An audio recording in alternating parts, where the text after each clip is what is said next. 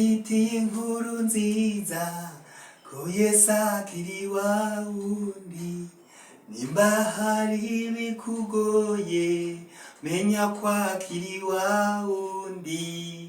Ndagufitiye inkuru nziza ko Yesu akiri wa wundi, nimba hari ibikugoye menya ko akiri wa wundi. Ndagufitiye inkuru nziza ko Yesu akiri wa wundi, nimba hari ibikugoye menya ko akiri wa wundi. Yesu agira neza, Yesu atanga agakiza, Yesu atanga amahoro, Yesu yamateze ugutwi uwumwambaza wese kugira ngo amugire neza. Nshuti mukundwa uri kudukurikiranira kuri shene, mubwira abaremwe bose ubutumwa bwiza, ndabaramukije amahoro y'Imana abane namwe. Ndabazaniye ijambo ry'Imana tugiye gusangira nkuko twabirimbye ko Yesu akiri wa wundi. Rero nje kubabwira ko Yesu adahinduka, Yesu uko yari n'uyu munsi ariko akiri kandi ariko azokwama. None reka tubisome mu ijambo ry'Imana cyete cyandikwa Abaheburayo igice ca 13 ku murongo w'8. Havuga ngo Yesu Kristo uko yari arejo n'uyu munsi niko akiri, niko azokwama ibihe bidashira.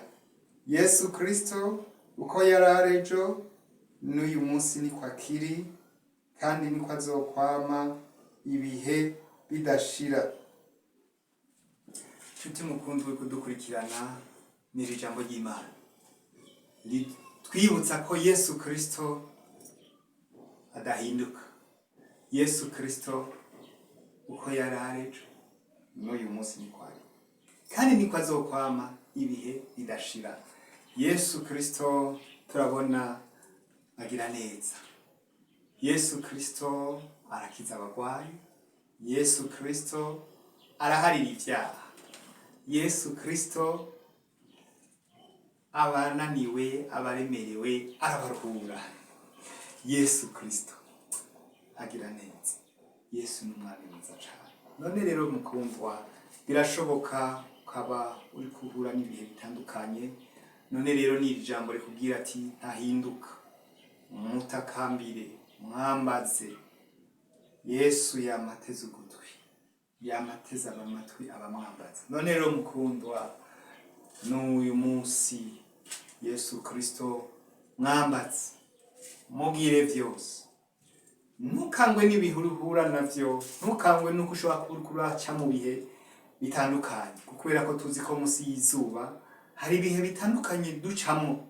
Munsi y'izuba hari ibihe bitandukanye, urashobora kugura n'ibihe kanaka sinzi, ariko umerewe neza, uguwe neza, uri mu bibazo, uri mu mageragezo, muhamagare Yesu Kristo. Ntumuhamagare ngo kubera uri mu bibazo gusa, kubera uri mu mageragezo gusa, kubera uri mu ntambara. Oya, mwambaze uguwe neza, umerewe neza, unezerewe, ufise vyose, uri mu ntambara, hose mwambaze. Ntahinduka, ni wa wundi. Yesu abahezagire. Rero umuntu hari igihe ahura n'ibihe, ahura n'ibigeragezo, ahura n'ibitandukanye, nkuko tubibona mu gitabo cy'umusiguzi. Turabona ko ibihe umwana w'umuntu agenda ahura navyo munsi y'ijuru biratandukanye. Reka tubisome hariya umusiguzi gace ca 3, duhere ku murongo waho wa mbere dushitse ku murongo w'8. Imana yashingiye ikintu cose igihe cacu. Ikintu cose cyashingiwe igihe cacu, kandi igikorwa cose munsi y'ijuru gifise akanya kacu.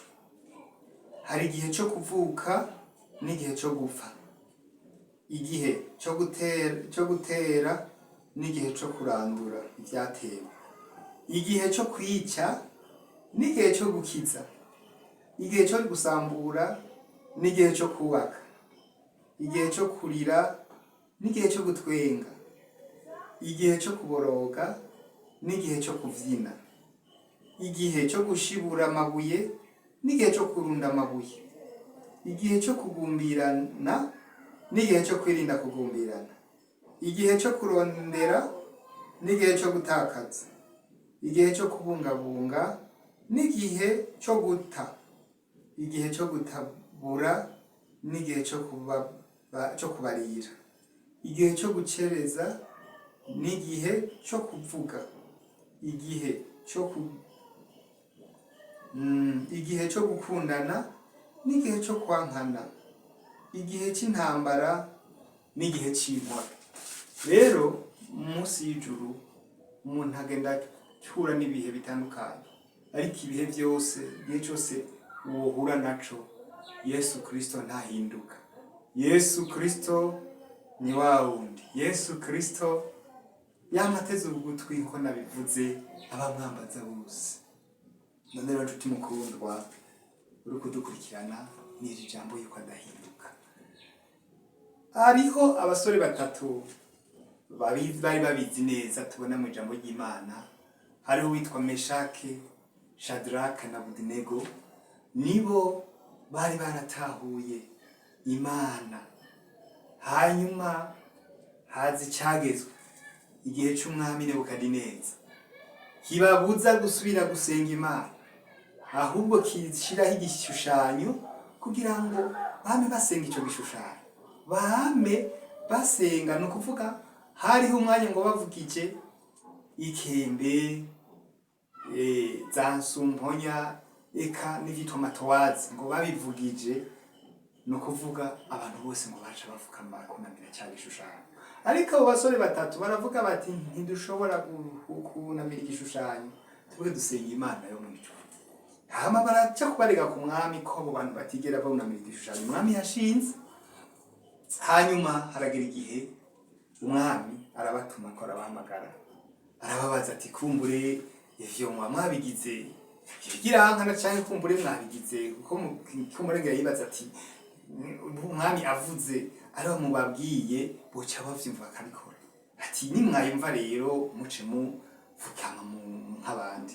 Ariko baramubwira ati mwami ntidushobora gusenga igishushanyo, ntidushobora.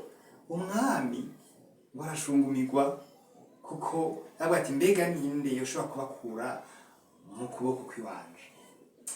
Baramubwira bati naho uko bikoze ntidushobora gusenga igishushanyo, ntibikunda, ntidushobora. Ati Imana ishobora kudukura mu kuboko kwawe, ati mbere naho itobudukiza ntaco bitwara, nta ngorane, nta kibazo. Hanyuma umwami afata ingingo yuko babaterera mu itanure ry'umuriro. Mbere bavuga duti umuriro ni mugwize incuro indwi, uko itanure ryari rimeze ry'umuriro, ati nimubongereze incuro indwi. Barabikora. Bamaze kubikora, baca bafata babagabo barababoha ngo babaterera mu muriro uhinda. Cyangwa Imana tugira yuko n'ababatereyeyo ngo kubera ibirimi vy'umuriro ngo abagabo babatereye ngo baterere nabo nyine ngo bagiguye muri wa muriro. Rero ikintu rero gikomeye nuko Imana bamaze kugera mu muriro, haleluya, bamaze gushika mu muriro ntibahiye ngo bashitseyo ngo baca batangura kugenda. Reka dusome hariya mu gitabo muri Daniyeli, igitabo muri Daniyeli, basome Daniyeli 3 duhere ku murongo wa 200 3 duhere ku murongo wa 204.